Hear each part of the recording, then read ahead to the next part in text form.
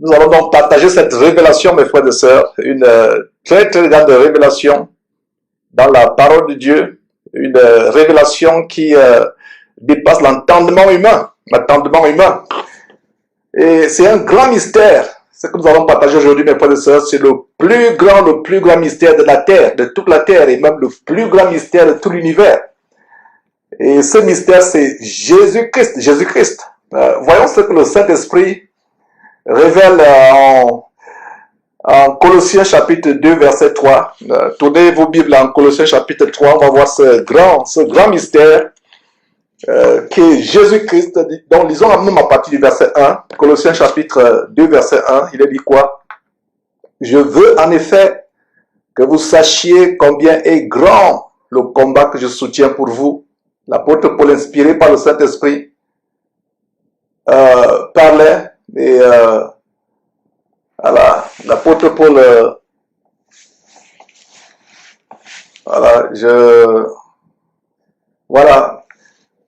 je crois qu'on a été déconnecté, mais c'est bon, je crois que ça va maintenant. Donc, l'apôtre Paul, inspiré par le Saint-Esprit, mes frères et sœurs, donne une grande révélation sur le plus grand mystère de tous les temps, depuis que le monde a été créé jusqu'à présent.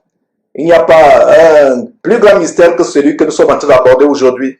Le nom de Jésus-Christ qui est un grand mystère. Les hommes savants, soi-disant, selon ce monde, les scientifiques, s'attellent à faire des recherches qui sont financées à des millions et même des milliards de dollars pour rechercher certains mystères tels que le mystère de la Voie lactée dans l'univers galactique ou intergalactique, le mystère des extraterrestres, en réalité qui ne sont que des démons. On cherche les mystères du trou noir.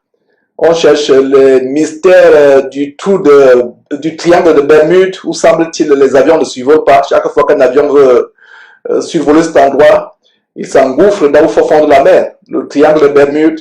Il y a plusieurs mystères sur lesquels les gens creusent, les scientifiques creusent leur intelligence, investissent de grandes sommes d'argent. Mais le plus grand mystère, mes frères et sœurs, de tout l'univers, c'est en Jésus-Christ. Et vous allez comprendre cela, mes frères. Donc, tournez vos Bibles en Colossiens chapitre 2, à partir du verset 1. L'apôtre Paul, inspiré par le Saint-Esprit, dit ceci. Je veux en effet que vous sachiez combien est grand le combat que je soutiens pour vous et pour ceux qui sont à Laodicée et pour tous ceux qui n'ont pas vu mon visage en la chair, verset 2, afin qu'ils aient le cœur rempli de consolation et qu'ils soient unis dans la charité et enrichis d'une pleine intelligence pour connaître le mystère de Dieu, savoir Christ. Voilà la révélation. Quel est le mystère de Dieu? Est-ce les extraterrestres? Est-ce le triangle de Bermude? Est-ce le trou noir ou la voie intergalactique ou la voie lactée? Le plus grand mystère, le mystère de Dieu, la révélation de la parole de Dieu merveilleuse et inégalable dans la Bible nous dit en Colossiens chapitre 2 verset 2, connaître le mystère de Dieu, savoir qui? Christ, c'est le mystère. Et regardez, mes frères et sœurs, le grand verset 3, mystère dans lequel sont cachés tous les trésors de la sagesse et de la science. Si les universités, les grandes universités comme ici aux États-Unis, Harvard, Berkeley, Columbia, Stanford, étaient dirigées par des vrais chrétiens, je pense que le seul livre qu'on étudierait, c'est la Bible, mes frères et sœurs. Le verset 3 de Colossiens chapitre 2 nous révèle qu'en Jésus-Christ sont cachés tous les trésors de la sagesse et de la science. Mon frère, ma sœur, toi qui cherches des trésors, tu cherches les trésors, tu as été embobiné par l'évangile diabolique de la prospérité, on te dit de t'enrichir, d'être grand sur terre, de rechercher des trésors. Voilà un grand trésor que la Bible révèle aujourd'hui, à savoir qu'en Jésus-Christ, le mystère de Dieu, Jésus-Christ est le mystère de Dieu, verset 3, mystère dans lequel sont cachés. Si Dieu a caché, ça veut dire qu'il a voulu que ce soit révélé à certaines personnes. Et heureux sois-tu de découvrir aujourd'hui le grand mystère caché de tout temps et de tous les siècles, mais révélé en nous, Christ Jésus. Et Colossiens chapitre 3, justement, au verset 27, nous donne une autre révélation. Colossiens chapitre 3, verset 27, nous donne une autre grande révélation, plutôt Colossiens chapitre 3, verset, je ne suis pas encore, nous donne une très très grande révélation de ce grand mystère. Et si vous lisez tout le chapitre, vous allez comprendre ces révélations. Et au verset 15, et que la paix de Christ à laquelle vous avez été appelés, verset 15, pour former un seul corps, règne dans vos cœurs et soyez reconnaissants. Reconnaissants.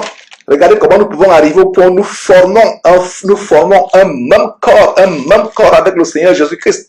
Quelle grande révélation! Quelle révélation! Et justement, il y a une autre révélation à Colossiens chapitre 1, verset 27, à qui Dieu a voulu connaître quelle est la glorieuse richesse de ce mystère parmi les païens, savoir Christ en vous, l'espérance de la gloire. Mon frère, ma soeur, sais-tu que Christ est en toi? Sais-tu qu'en toi habitent tous les mystères, les grands mystères, mon frère, ma soeur, le grand mystère, Christ en toi, l'espérance de la gloire. Regarde ce grand mystère. Et c'est une joie de connaître, mes frères et sœurs, ce grand mystère, le Christ en toi, l'espérance de la gloire. Donc c'est un très grand mystère. Est-ce que tu pouvais savoir que ce mystère dans lequel sont cachés tous les trésors de la science, ce mystère est en toi, mon frère, ma soeur? Quelle grande révélation! Nous allons voir aujourd'hui deux grands aspects du nom de Jésus-Christ. Deux grands aspects du nom de Jésus-Christ. On va voir comment le nom de Jésus-Christ signifie d'abord le salut ou la délivrance du péché. Combien de chrétiens savent que le nom de Jésus-Christ signifie délivrance du péché? Chaque fois que vous prononcez le nom de Jésus-Christ, mes frères et sœurs, la première idée qui doit venir dans votre intelligence, c'est la délivrance du péché. Il n'y a pas autre chose. Aujourd'hui, Jésus-Christ est devenu un moyen pour les gens de s'enrichir, un moyen pour les gens de soigner leur vie sur terre, d'être des rois sur terre, d'être grands sur terre. La première signification du nom de Jésus-Christ, c'est la délivrance du péché, être sauvé du péché. Voilà la première et plus grande définition de Jésus-Christ. D'ailleurs, ce n'est pas votre frère Georges qui l'invente, c'est la parole de Dieu qui l'enseigne. Allons en Matthieu chapitre 1, vous vous rappelez ce grand récit où cet homme pieux, merveilleux homme, Joseph, oui effectivement Joseph qui était fiancé à Marie, ce grand homme de Dieu, ce grand serviteur de Dieu, Joseph qui était fiancé à Marie et qui se rend compte que Marie est enceinte alors qu'ils étaient fiancés, alors que pour lui, Marie n'avait jamais connu d'homme. Alors il voulait secrètement rompre les fiançailles avec Marie sans en avertir qui que ce soit. Étant un homme de bien, il ne voulait pas diffamer Marie. Parce que s'il avait diffamé Marie, quelle était la sentence? Marie devait être lapidée de pierre. Alors, cet homme se rend compte que sa fiancée Marie est enceinte, décide de se séparer secrètement d'elle, de rompre secrètement les fiançailles. Marie et Joseph n'habitaient pas encore ensemble. Voilà un détail qui nous montre que les fiancés, ne doivent pas avoir le sexe avant le mariage. Deux, ne doivent pas cohabiter. Suivant l'exemple de Joseph et de Marie, les fiancés ne cohabitent pas avant le mariage. Les fiancés ne se voient pas la nudité de l'un de l'autre avant le mariage. Les fiancés ne font pas du sexe. Il n'y a pas d'amourette, il n'y a pas de mots doux avant le mariage. Alors, voilà Joseph qui décide de se séparer secrètement de Marie. Et qu'est-ce que Dieu fait? Dieu envoie un ange en songe qui va apporter la révélation à Joseph. Et c'est cette révélation que nous allons partager aujourd'hui, mes frères et sœurs. Très grande révélation. Alors, qu'est-ce que nous voyons en Matthieu chapitre 1, le tout premier évangile, Matthieu chapitre 1, nous pouvons lire ceci, très grande révélation.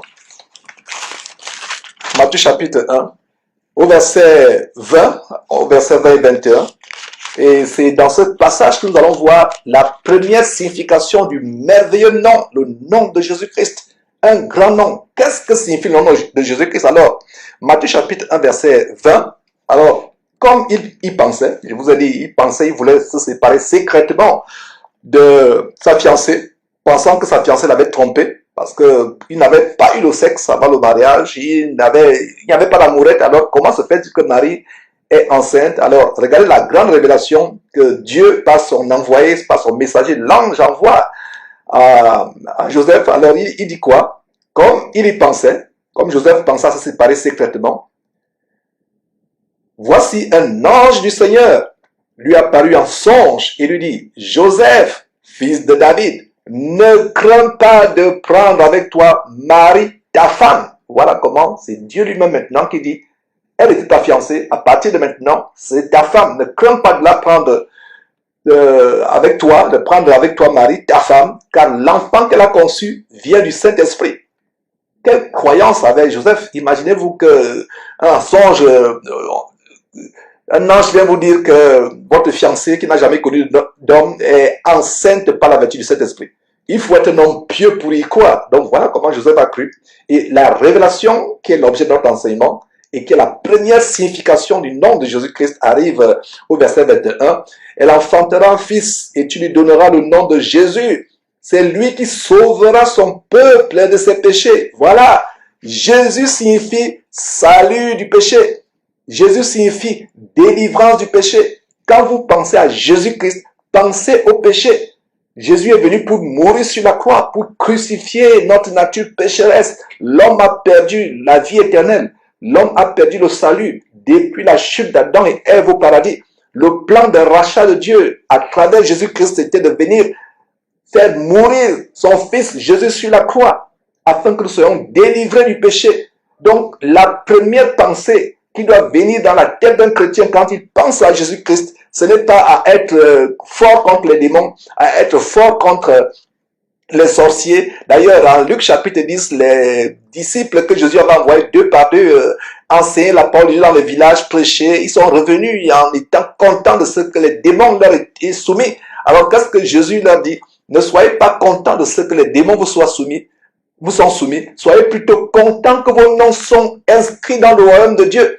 Et ton nom, mon frère, ma sœur, ne pourra être inscrit dans le royaume de Dieu que si et seulement si tu passes par la crucifixion de ta chair, tu passes par la délivrance du péché, dont le nom de Jésus-Christ signifie délivrer du péché. Donc à partir d'aujourd'hui, dès que vous pensez à Jésus-Christ, première chose, pensez à délivrance du péché sur la merveilleuse révélation de Matthieu chapitre 1 Matthieu chapitre 1 verset 21. Il y a, mes frères et sœurs, une deuxième signification du nom de Jésus-Christ, nom très puissant, c'est la capacité d'opérer puissamment les miracles. Et nous avons ces révélations en Marc chapitre 16, versets 16 à 17, où le Seigneur Jésus-Christ, quelques instants avant de s'élever au ciel, dit, voici les miracles qui accompagneront ceux qui auront cru. En mon nom, le nom de Jésus nous donne la capacité avec foi d'opérer des miracles, de faire de grandes choses, mes frères et sœurs. Au nom de Jésus, ils chasseront les démons. Ils imposeront les morts malades et les malades seront guéris. S'ils boivent quelques breuvages mortels, ils ne leur feront point de mal. Voilà, mes frères et sœurs, nous parlerons de nouvelle langue. Regardez la capacité d'opérer l'infinie grandeur de la puissance de Dieu par le nom de Jésus-Christ. Voilà ce qui est disponible. Donc, on a vu la première signification du nom tout-puissant de Jésus-Christ qui est le salut, la délivrance du péché. Maintenant, la deuxième signification du nom de Jésus-Christ, c'est la capacité d'opérer au nom de Jésus-Christ avec foi, d'opérer des miracles, des choses extraordinaires qui vont émerveiller, qui vont épater les gens de ce monde. Ils ne comprendront pas comment vous pouvez opérer une telle puissance infiniment grande au nom de Jésus-Christ. Donc vous avez la deuxième signification du nom de Jésus-Christ, le nom merveilleux, le grand mystère de Dieu, mystère dans lequel sont cachés tous les trésors de la connaissance et de la science, comme on vient de le voir dans Colossiens chapitre 2, au verset 3. Le Christ en nous, l'espérance, la gloire, ce mystère de Dieu dans lequel sont cachés tous les trésors de la connaissance et de la science. Ce Christ est en nous. Quelle merveille, mes frères et sœurs. Donc la capacité d'opérer des miracles. Et regardez, en Actes chapitre 3, on a vu, d'ailleurs nous sommes en train de voir depuis quelques semaines l'étude du livre de Actes des Apôtres. Nous y passerons plusieurs mois, je crois. Et regardez ce qui se passe. Comment l'homme boiteux de naissance, comme placé à la porte du temple, appelé la belle pour qu'il demande le monde, pour qu'il mendie. Pierre et Jean arrivent. Pierre lui dit, regarde-nous. Ça se passe au chapitre 3. Il les regarde attentivement. Vous pouvez lire Actes chapitre 3 à partir du verset 5 et 6.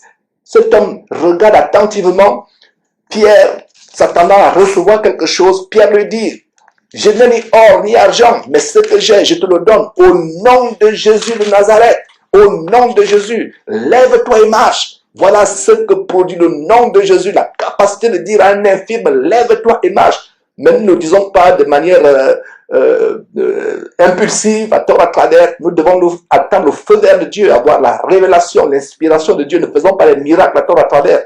Sinon, nous pouvons être livrés de honte, comme ces faux pasteurs qu'on a montrés, un en Côte d'Ivoire, un autre au Nigeria, qui se hasarde à aller chasser les démons sur les fous. Les fous les ont bien bastonnés publiquement. Ils étaient là risés. Les gens ont filmé cela pour balancer sur les réseaux sociaux. Quelle honte! Nous devons attendre le feu vert de Dieu. Et quand nous avons le feu vert de Dieu avec foi, nous pouvons opérer de grandes choses au nom de Jésus-Christ.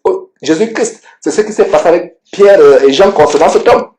Et d'ailleurs, au chapitre 4 de Actes, ils vont être traînés devant les grands du peuple, les chefs religieux, pour être menacés, on leur demande, mais en quel nom vous avez fait cela? En quel nom vous avez fait cela? Et regardez comment, en Actes chapitre 4, au verset 9 et 12, d'ailleurs, lisons cela, Actes chapitre 4, verset 9 et 12, qu'est-ce que nous pouvons voir?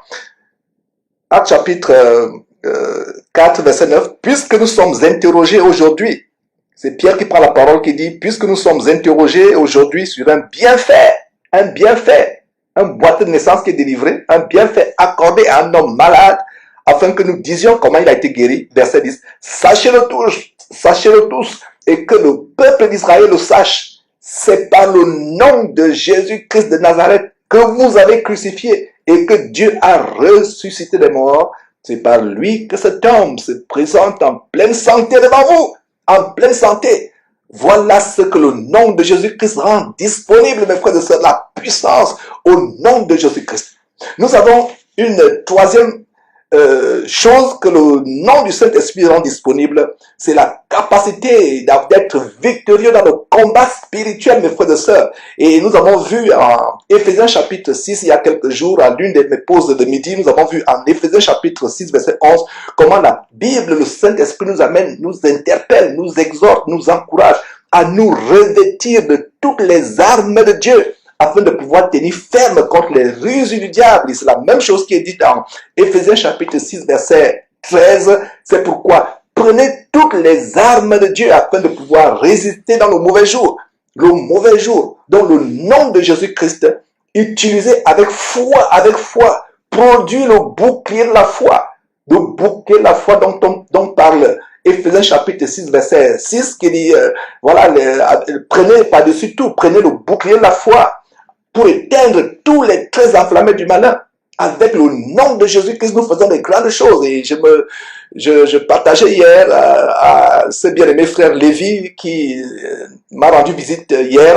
On a d'ailleurs posté une vidéo, on a eu un échange de près de 2 heures hier. On a d'ailleurs posté une vidéo. Et c'est une vidéo qui a en train de bénir beaucoup de personnes. Il a posé quelques questions sur ce ministère que Dieu a trouvé bon de me confier. Certaines choses qu'il ne comprenait pas, c'était tellement édifiant. Et on a exposé encore des faux pasteurs comme Marcelo Tinassi et autres. Et c'était un échange bénissant. Et la dame, Angèle, avec qui il est venu m'accompagner, qui a eu son avec nous, a raconté comment il a été agressé par des bandits qui lui ont pointé, 2 Noirs américains qui lui ont pointé des armes pour arracher son sac à main, et un était sur le point de tirer sur la gâchette. Et d'ailleurs la veille, Dieu lui avait révélé la veille un songe comment les gens voulaient la tuer, et le lendemain matin l'a agressé. Et d'ailleurs je leur ai raconté cette histoire, cette vidéo que j'avais postée d'une femme ici aux États-Unis, une américaine, qui avait une bijouterie, un magasin, et qui est cambriolée par un bandit qui arrive avec le fusil. Le bandit fait éruption dans le magasin. La femme n'a pas peur, la femme se tient sur ses 2 pieds, regarde le monsieur, dit, toi démon dans ce braqueur, dans ce bandit, je n'ai pas peur de toi. Je t'ordonne de sortir de cet homme maintenant, au nom de Jésus-Christ, et ne reviens plus jamais, L'homme qui avait le fusil a commencé à trembler, et il est sorti en courant. Regardez la puissance que nous avons. Et sachez que si quelqu'un vous agresse, un bandit ou peu importe la personne qui vous agresse, C'est un démon qui l'amène à vous agresser.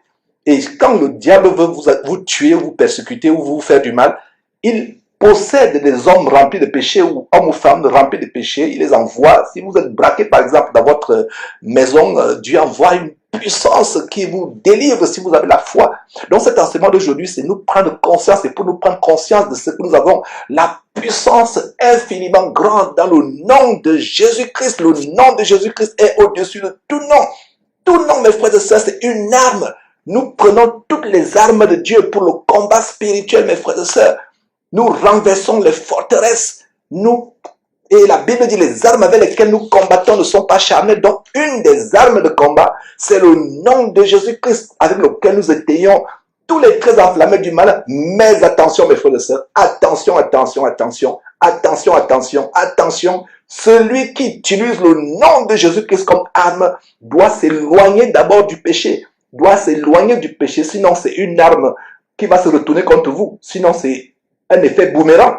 Si ne vous amusez pas à utiliser le nom de Jésus-Christ, il y a d'ailleurs dans le livre de Actes, on verra ça dans quelques semaines ou quelques mois plus, plaise à Dieu, de ces hommes qui ne croyaient pas en Jésus-Christ, les 7 fils de Sévas, un sacrificateur, ils étaient des sorciers exorcistes, ils ne croyaient pas en Jésus-Christ, ils avaient une vie débauchée, ils sont hasardés à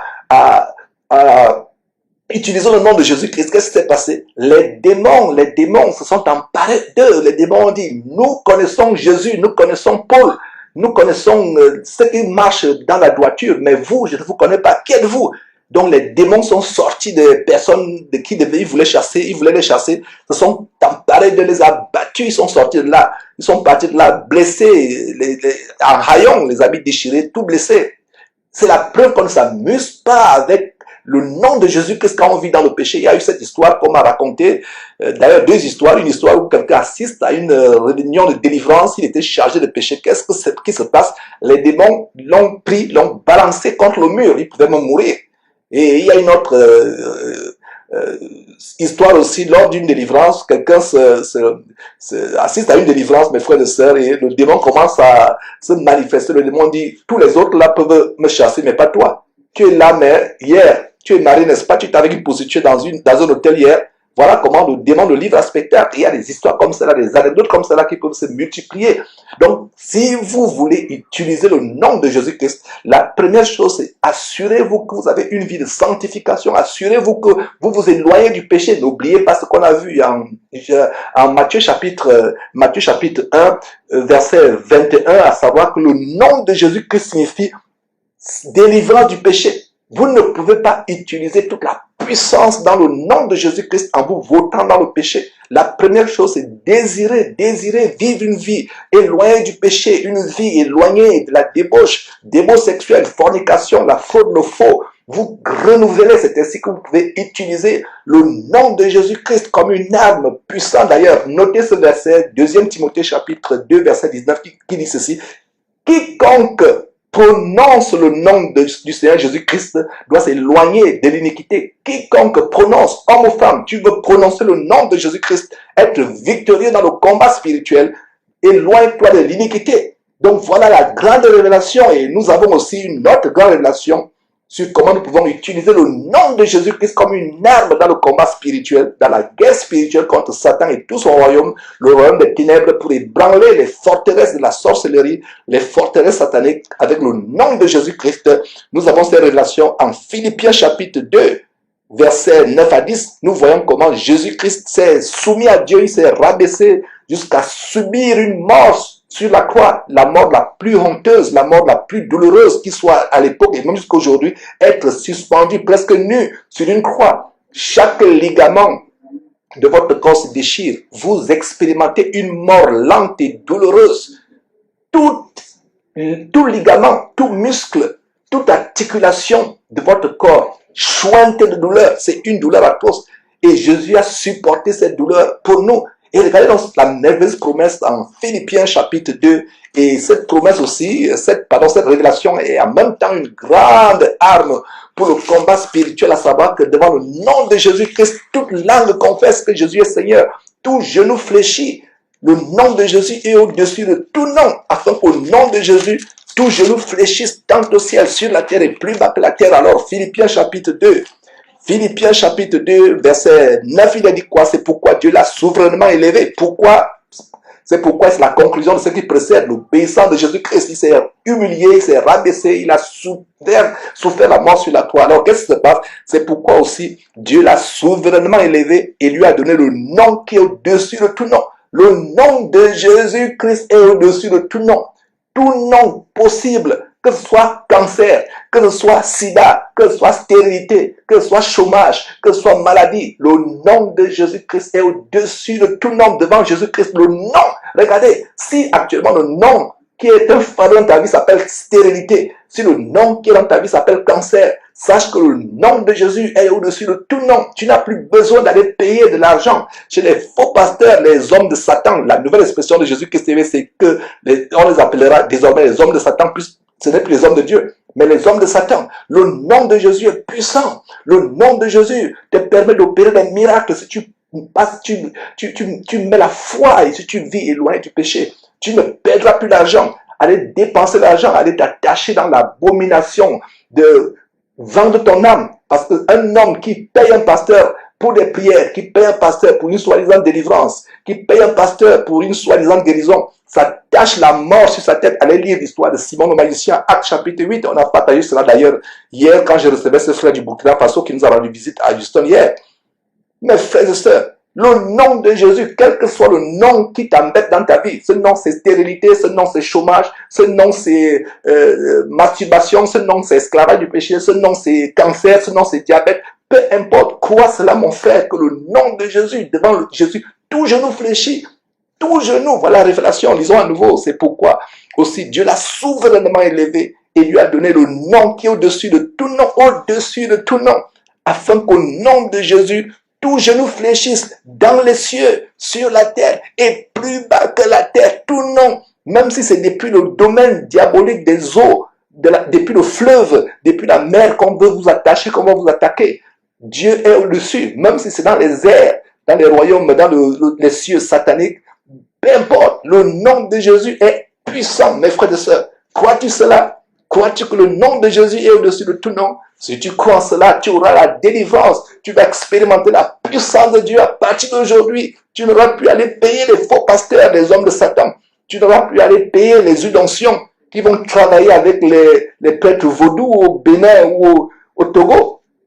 Tu n'auras plus besoin de cela. Le nom de Jésus est au-dessus de tout nom. Tout genou fléchit. Regardez la grande délivrance, la grande révélation de délivrance que nous avons en Philippiens chapitre 2.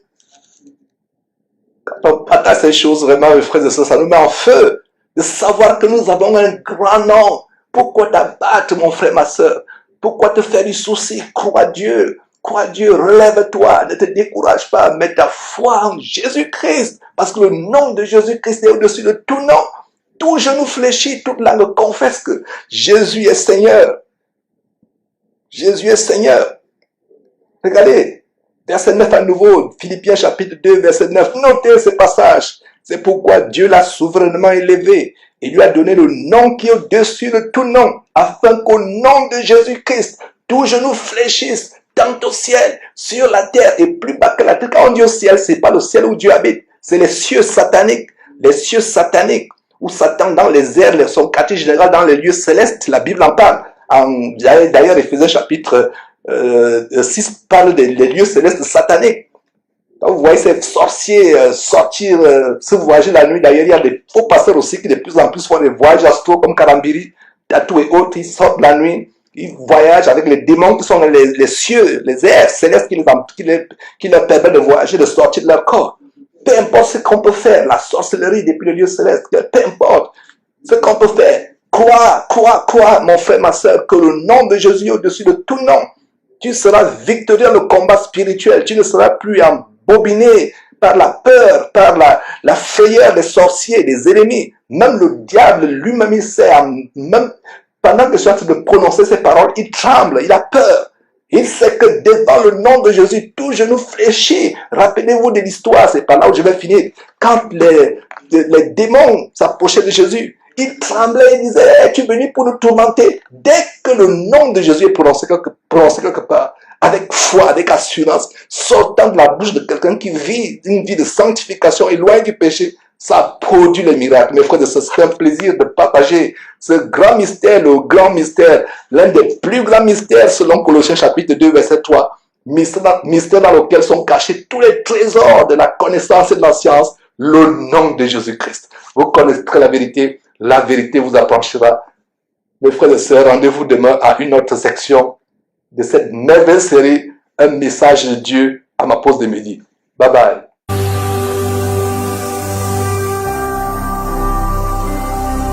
Jésus-Christ TV,